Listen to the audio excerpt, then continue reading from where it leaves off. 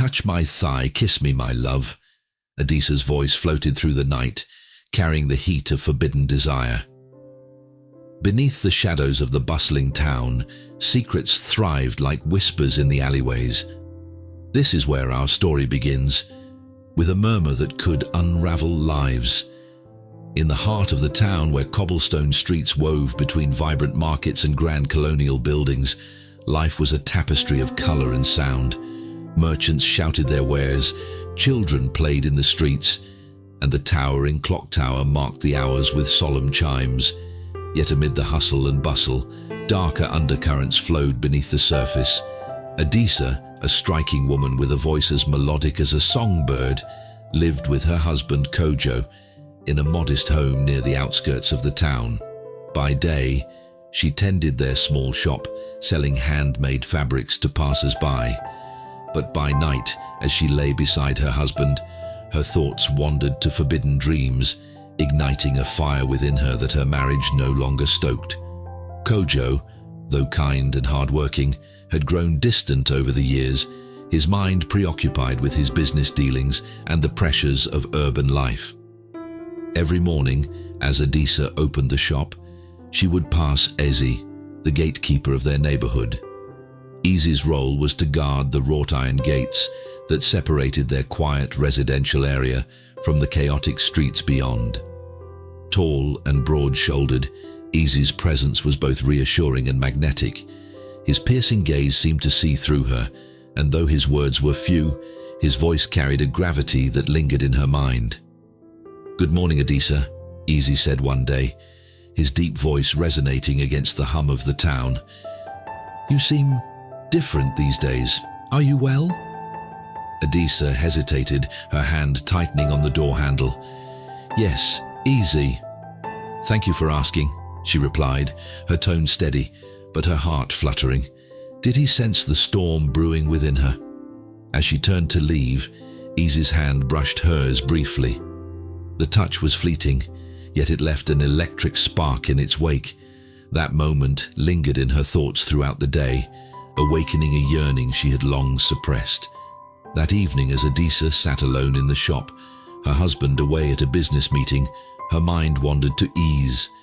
She imagined his strong hands, the intensity of his gaze, and the way he seemed to silently understand the depths of her longing. Adisa's dreams that night were vivid and forbidden, and when she awoke, she felt an ache in her chest that she couldn't ignore. Days turned into weeks, and Adisa's interactions with Eze became a secret thread woven into the fabric of her life. Their conversations were brief, but the unspoken tension between them grew with every encounter. Eze began to notice the heaviness in her sighs, the weariness in her step, and the way her eyes lingered on him when she thought he wasn't looking.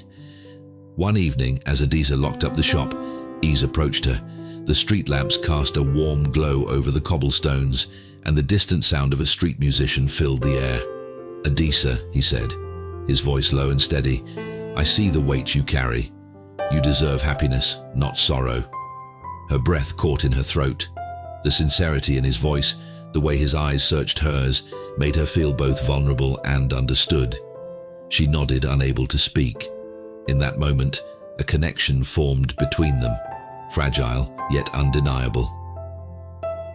That night, as Adisa sat by the window of her home, staring out at the quiet streets, a soft knock at the door startled her.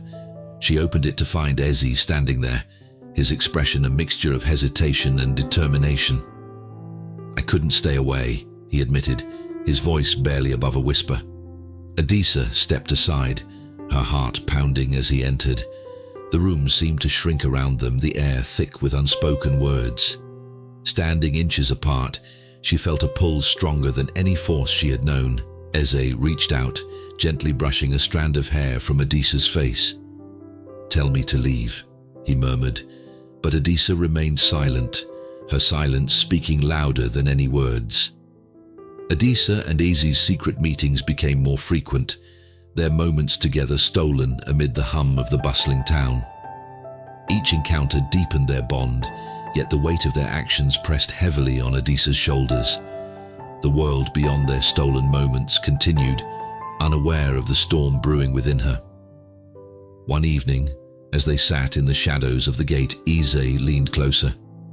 "Adisa," he whispered, "I cannot keep pretending this doesn't exist between us. But what will you do? You cannot live with both loyalty and longing."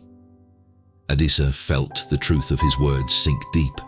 Her heart ached with the complexity of her emotions. "I don't know," she replied, her voice trembling, "but I cannot lose this feeling." Their whispered words were interrupted by the sound of approaching footsteps. They quickly moved apart as a figure emerged from the shadows. It was Kojo, returning from his late meeting.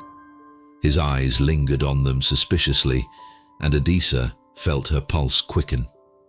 Did he suspect something? Kojo's gaze darkened, and without a word, he walked past them. But as he entered their home, Adisa noticed the glint of something sharp tucked in his hand. The following days were filled with tension. Kojo's demeanor grew colder, his questions more pointed.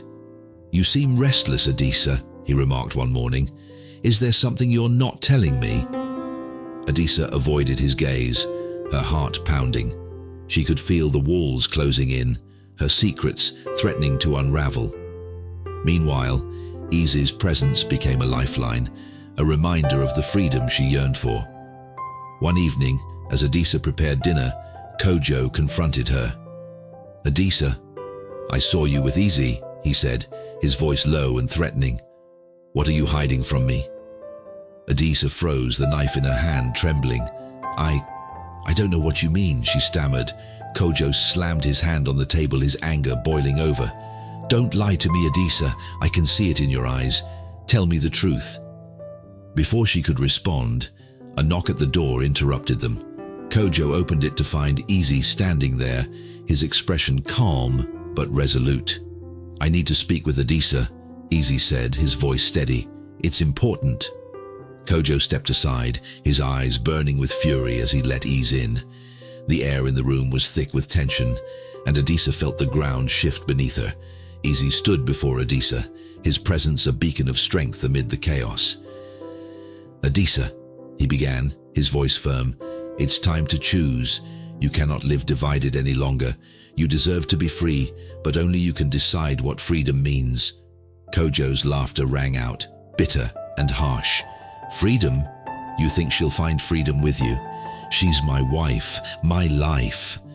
Adisa's hands trembled as she looked between the two men. Tears welled in her eyes as she finally found her voice.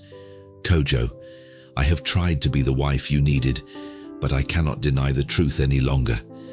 I am not happy. I have not been for years." Kojo's face fell, his anger replaced by sorrow. "And him? Is he your happiness?" Adisa turned to Eze, her heart breaking under the weight of her decision. "I don't know what the future holds, but I know I cannot stay in this life any longer." Eze stepped forward, taking her hand. "Then let me show you a new path," he said softly. That night, Adisa left the only life she had ever known, walking hand in hand with Eze through the gates and into the unknown. Behind her, Kojo watched in silence, his heart heavy with loss, but unable to hold her back. The town whispered of her choice for years, but Adisa never looked back, her heart finally free.